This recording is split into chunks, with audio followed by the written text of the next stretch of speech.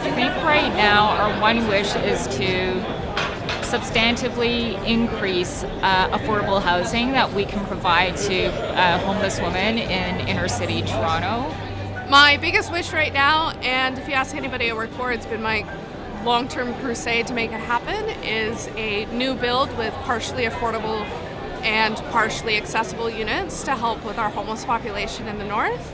I think what I do, if I had the power to make a difference, I would make sure that we have Indigenous people in the ministries that are dealing with Indigenous people. If I had one wish, it would be decoupling the concept of housing from the concept of market or investment. So as long as housing is in this speculative place and tied to long-term financial planning exclusively, or financial investment or return on investment, we're going to have a real struggle making a dent in the affordability question. So my big wish list right now, the buildings that we have are pretty dated. They're 30 years old.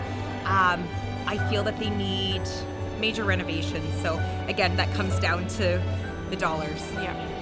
I think my wish to help address housing and homelessness is to have a guaranteed income for all citizens. Or at least make a small step into dealing with the housing crisis and the refugee crisis and the women's crisis issue right now playing out in inner city Toronto.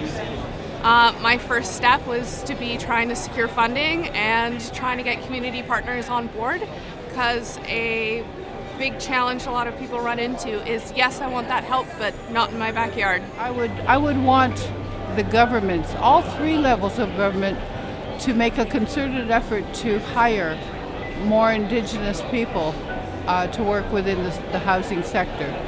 And this also has to do, it's not just about building more supply, it's also about incomes, because we can't talk about housing without talking about the fact that incomes have not increased at anywhere near the same rate that rents and housing costs have. So housing doesn't exist in isolation, right? It is a complex problem. It is connected to all of the other things that are important to us as a society: health and education and employment and economy and empathy and caring and community. And we can't talk about housing without talking about all of that stuff.